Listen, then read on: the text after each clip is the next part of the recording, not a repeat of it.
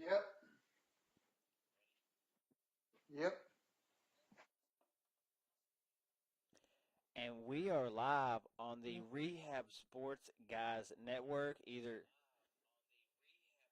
Hold on. And if you're, thanks, my phone started playing. Thanks for listening. If you were listening back to the podcast, this is House and Shambles with Ian and David. And Yes, sir. yeah, we just got Yep. done talking about Duke, North Carolina, and now we move on to another love of ours, Arkansas Razorbacks basketball.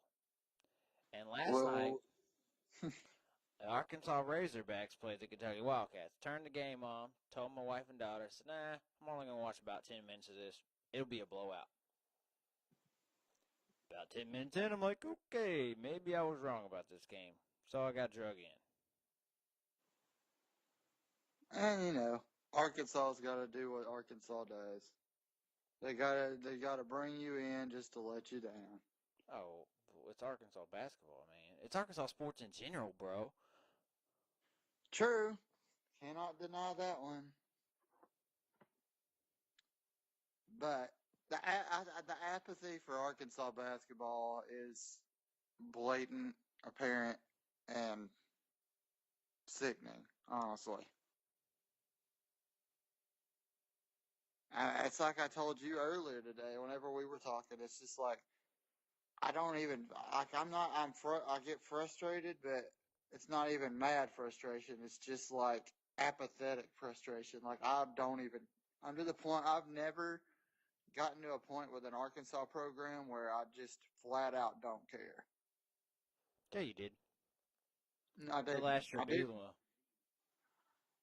I mean, I still got mad about some of those games. I got to the point where I was like, you know what? I wasn't on the bandwagon of, all right, I hope we lose and suck. Like, I wasn't one of them. That drives me up the wall. Like, you're to the point where you're like, all right, if we lose, we lose. If we win, we win. Whatever. That's You're, where I am. yeah, you're not to the like, all right, I hope these guys suck so we can fire the like. That's just not being a fan. That's just hoping for players to get that. I can't do that. I can't do that. Now, if we have a decent season and they let Mike Anderson go, I'm cool with that. But I'm still going to be rooting for the team regardless. And it's not, I've made it clear. I mean, I want Mike gone, but at the same time, it's not a knock on Mike as the man. It's just Mike, the coach, isn't getting the job done. Mike as a man is a great person, a fantastic role model for your players from from a personal standpoint. But whenever it comes down to the job that he's got to do, he's not getting it done. And I would have to agree with you. And any fan that does not agree with you has to look in the mirror as what you want out of a basketball program. And I've said in the past, like, hey, at least he's, and you know I have, about at least he's not, what's the word I use? As bad as we were before after Nolan. Like, we were bad. But you look at this team this year. Are we though? I'd rather I watch mean, this you look team at than some that. of those teams. I'm just saying. You look at this team. This team that we have this year, and you look at the Pelfrey teams, and not the Heath teams, but the Pelfrey teams. What's the difference? And you've got this. And the thing about it for me is you've got this problem in year 8. You can't have that. Like this is a type of problem you can get away with whenever you're in like year 3 or 4. But this is where we disagree. The year doesn't matter. If you're going to It does fire, matter. no, no, it doesn't. Because when you're going to fire a coach, if things aren't going the way they need to go in year 2 versus it doesn't matter. Like if you see something that you don't like, you get rid of the coach. Like just because it's year 8, you're like, oh well. If you think in year 2, it's okay to go to a Sweet But it's 16. different. It's different because of.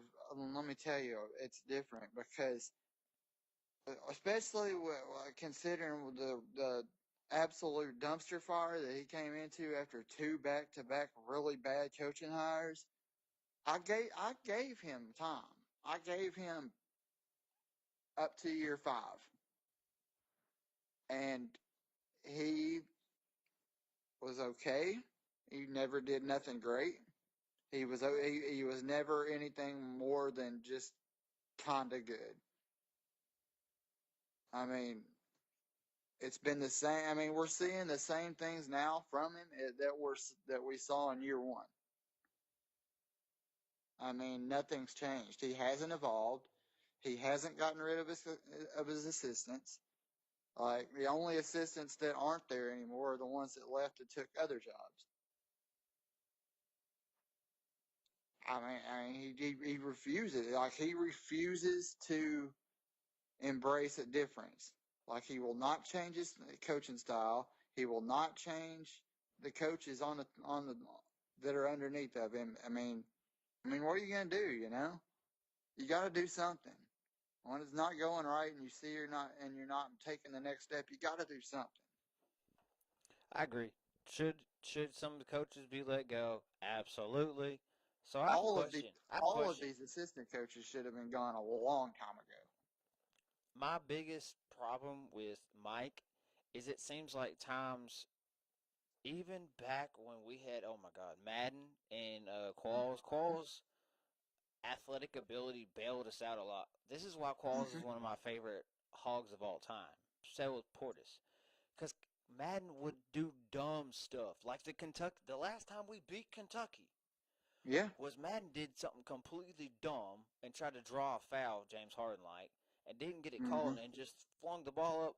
Luckily, uh, I think on the either on the play it was no, it wasn't Bobby. It was Qualls. It was Qualls jumped up. No, the game I was thinking of wasn't against Kentucky, but yeah, he shoots like a step back three or something and air Yeah. balls, and luckily, uh, No, it can't. He it braked it, yeah, it hit the and rim, and and Qualls came flying in off of a missed box out and dunked it for the win. yeah, there was two separate games that Madden got saved in the final seconds because of the athletic ability of Bobby Portis and uh, Yeah, you're talking about I Qualls. think the layup that Portis made.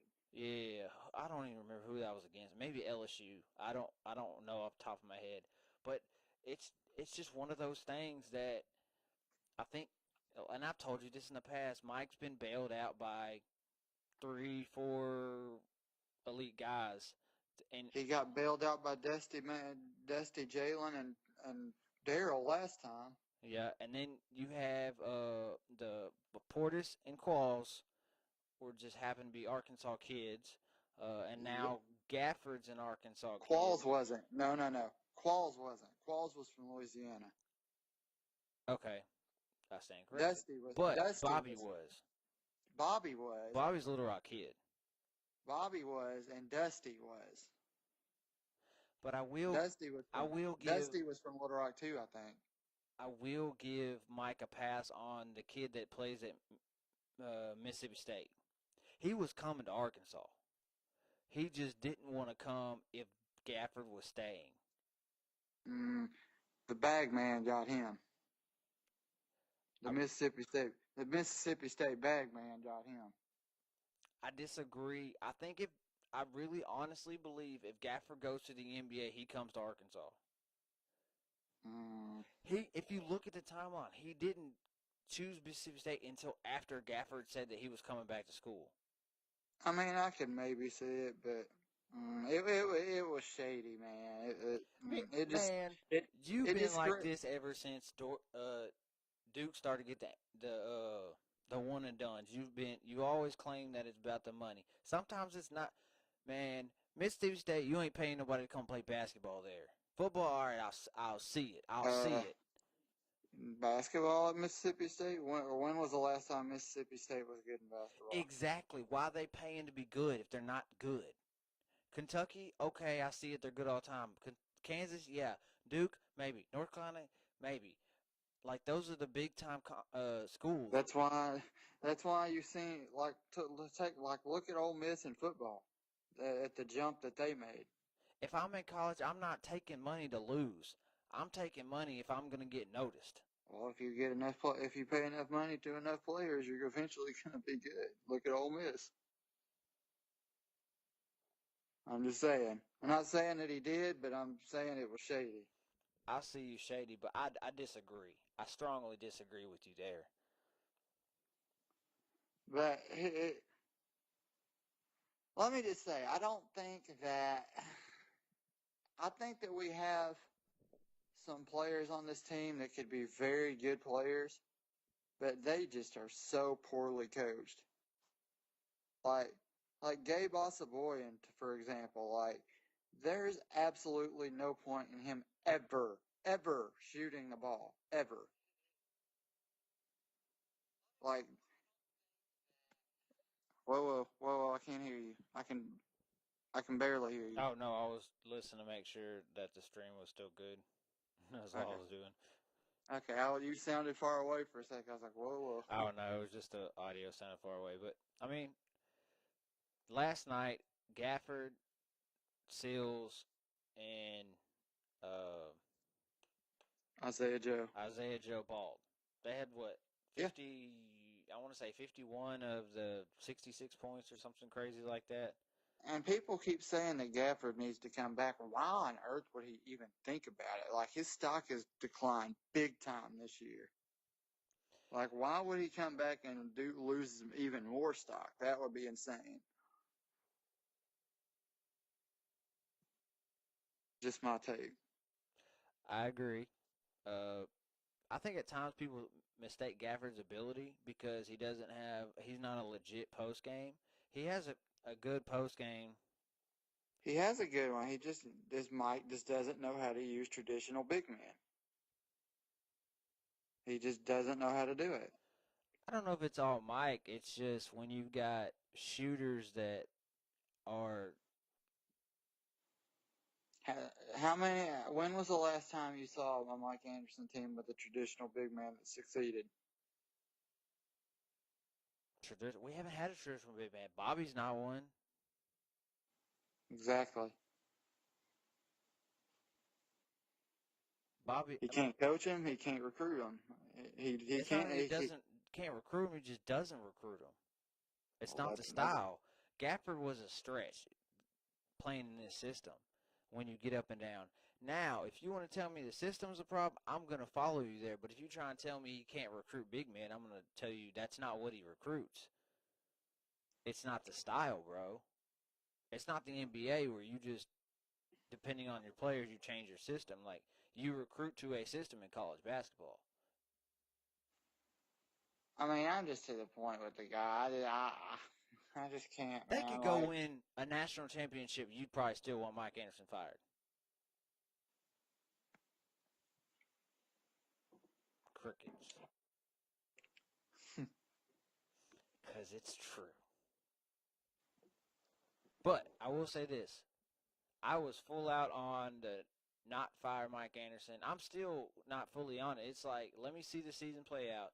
If it goes the way I know it's going to go, let him go at the end of the season. He at least deserves the right not to get fired in the middle of the season. I think he does. even after losing to Missouri and A&M. But you beat LSU on the road. Should have beat Kentucky on the road. Like this team, if they play consistently, has shown flashes of being a really good basketball team. I mean, like I was saying, we had. It's not like the team itself is just absolute trash. It's just like, and hate the excuse that people use. Oh, we're so young. Oh, we're so Oh, young. I'm not using Yeah, that one.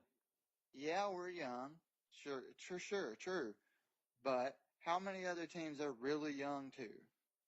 If you And listen to they the use if you listen, sorry to cut you off, but if you listen to the broadcast last night, I don't know if you did or not, but there was countless times that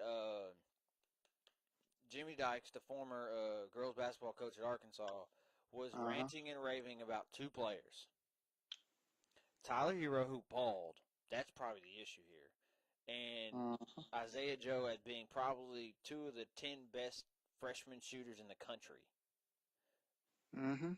And Isaiah, that's the thing with Arkansas. They've got so many shooters that when they're on, Arkansas can beat anybody in the country. Like to me, we have a solid group of guys with like Isaiah Joe. He's for real. Uh, and I'm talking about for like next year. I'm not talking about this year really. I'm talking like after Gafford leaves. Um, like Isaiah Joe, Desi Seals, Keyshawn Embry, they're all pretty good. But the rest of them, after that, it's just like I don't know, man. I don't know. I get maybe oh, I lost his name. Uh, plays forward. Talking about crap.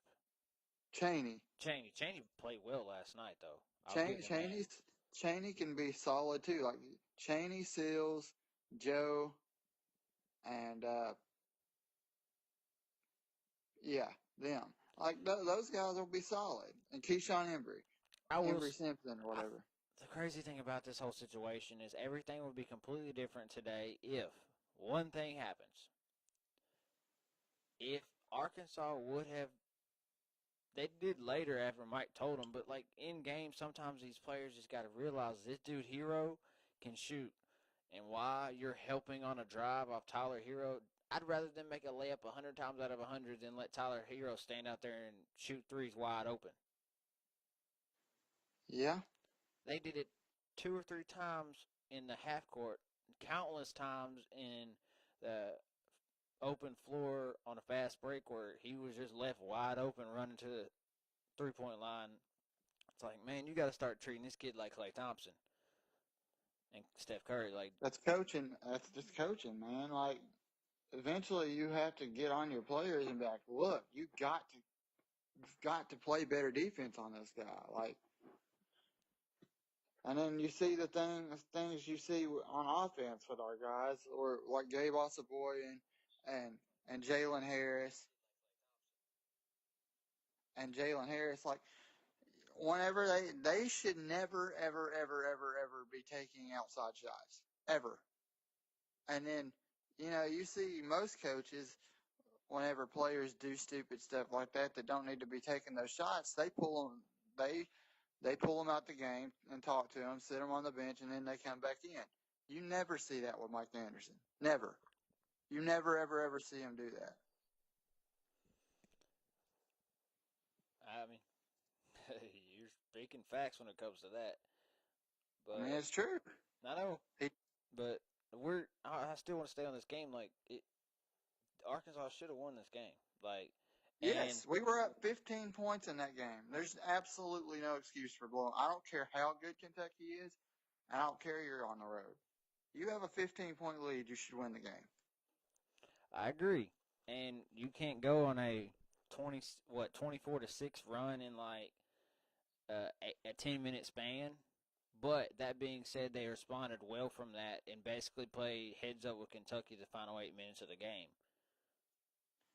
But it shouldn't have been that close. I agree, and it comes down to guarding Tyler Hero Yeah. because he had 29 of their 70 points. Yeah. But the dude didn't miss but one shot. Well, when you can shoot, man. I mean, if you're not going to get defended, you got to keep shooting. It's just it's frustrating, but at the same time, those final 2 minutes, the referees blew a bunch of crap. I'm not one to blame the game on the referees, but it played a factor in it. I mean, I will to an extent, but it's just like the fact that I see it so much from Arkansas fans where it's like, all the refs this, all the refs that, all the refs. It's like, come on, man. Eventually, you got to put blame on the people that deserve blame. Like, put the blame on the players that blew the lead. Like, put the blame on the coaches that didn't coach these guys and stop the bleeding. Like, you got to stop blaming everybody else for for this team's problems. Like, going after the fan base, like going after the freaking referee. It's like it's gotta stop. Like people have to stop making excuses for these guys and living in fairy tale land. Like it's almost like what a lot of the fan base is. It's like they're in fairy tale land and they're afraid to criticize anybody. I agree. I mean, it can be that way, but at the same time, there's some crazy fans out there that get a little carried away with that stuff. Well, yeah. There's gonna be the crazy ones, but just because somebody speaks out does not make them a bad fan. Let me put that out there. This whole this whole rhetoric of if you call out a player or if you call out coaches, you're not a true fan. That's the biggest bunch of bullcrap that I've ever heard. I agree and disagree with that statement. The fact that people get on Twitter and like at players and then at recruits and then at recruit or at players' moms and that like that's Yeah, excessive. now that's crossing the line. Like crossing when you involve the families, that's crossing the line. Like that's too far. But as we bring social Threatening, media into like this, I think at making. the same time during the season the players need to stay off social media. Just plain and Here's my simple. thing. Here's my thing. It's fair game to add them and criticize them about how they played, but not to like threaten them and stuff like that. That's too far. I I just don't even want to at them. Like, what's the point? Feel the same way about like professional athletes. Like, well, I guess it really doesn't matter, honestly. People are gonna do whatever they do. It's just not me. I, That's not what I I just do. and then you got not current players, but former players and stuff. It's like going attacking the fan base. Like, come on, dude.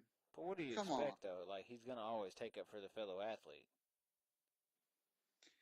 Well, who are the ones paying to see this for fellow athletes that you're criticizing?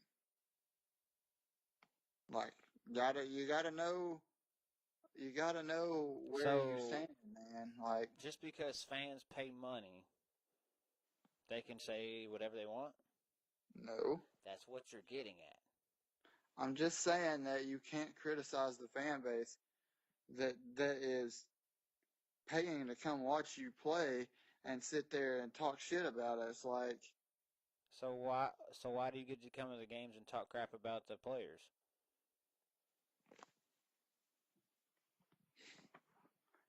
to me, it's not it's not a fair trade off. Like, we're sitting here spending our time and effort to see you not try and give effort. Like, Now I get you if you're mad about them not giving effort. I think these dudes played their hearts out.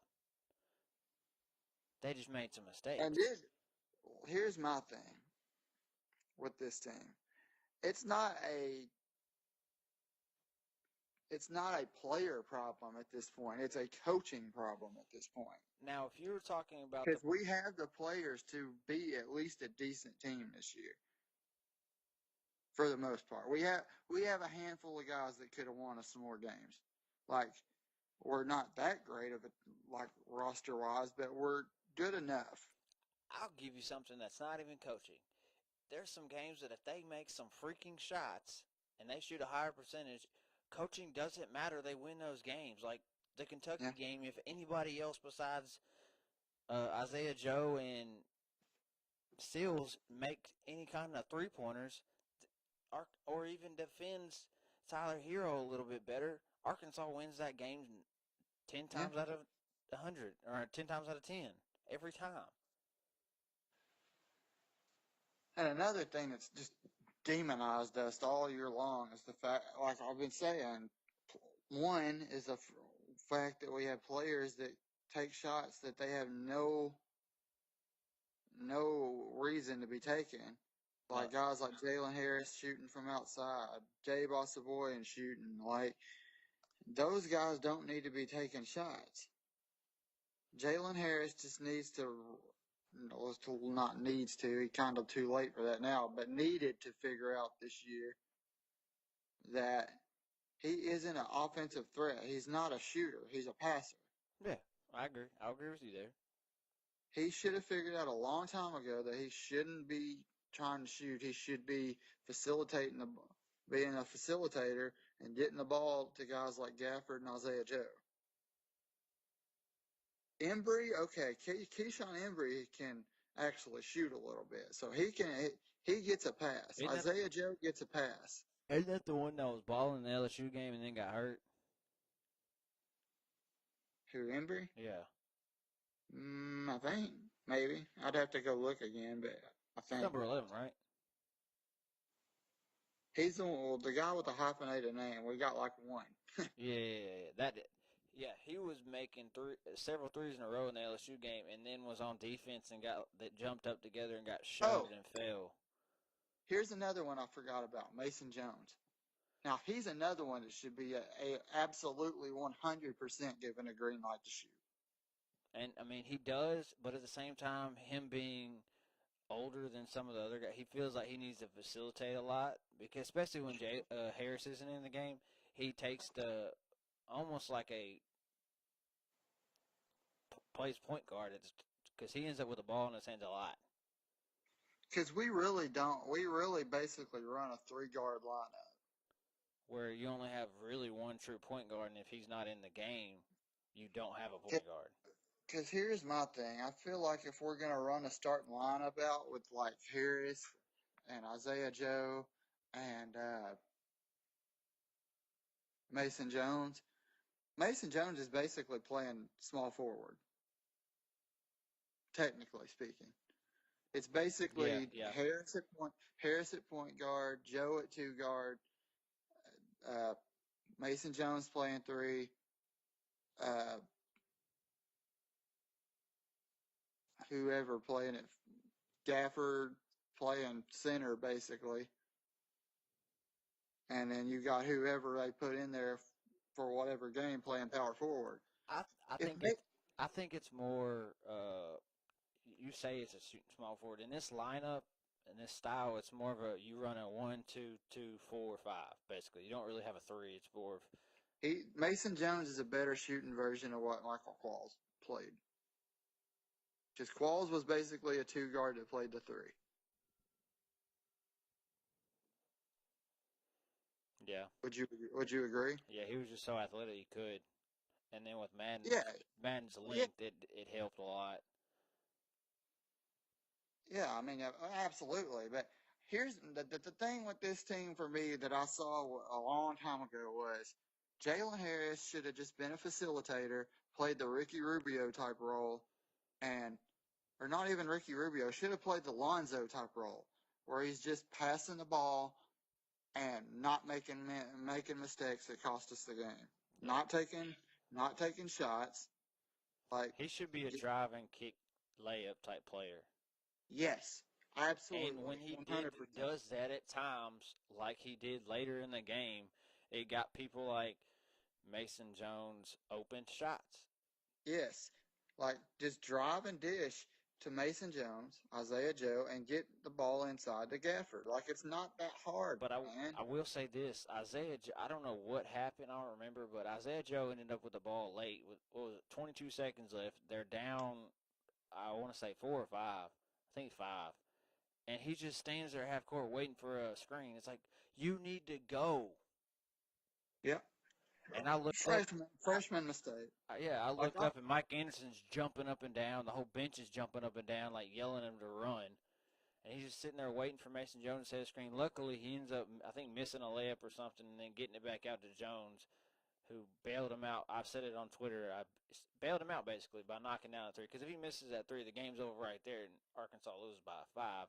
And there's no question about the referees later. So, dude, and I like Isaiah Joe and Mason Jones. Like, they're that nice little players, that man. lineup that finished the game, I told you, I really like that lineup going I, small I against didn't get to Kentucky. who was it? Who It was it? was Like, I didn't it get to was watch it. Harris, Mason Jones, Isaiah Joe, and Seals all on the floor. It spread the floor, let Gafford play in the middle. If So basically 4 guards. basically played 4 guards, stretched Kentucky out. They couldn't double Gafford, so anytime Gafford got the ball, it was 1-on-1 and he could score. Hmm. it's just a lot of times they ended up just saying, we're going to let you Another shoot a thing that three. another thing to think about next year, we got Justice Hill playing point guard. True, I'm excited to see that. So that's kind of why I'm like, you know what? If they can sneak in the tournament somehow, some way, That's not happening. I agree. But I'm just saying, if they do, I would just love to see Justice. But then you better have a big coming in because Gafford's leaving. Yeah. So, but we've beaten the drum with these Razorbacks basketball from last night against Kentucky. We will be back and talk Arkansas football, Arkansas baseball, and then finish up with the Mavs.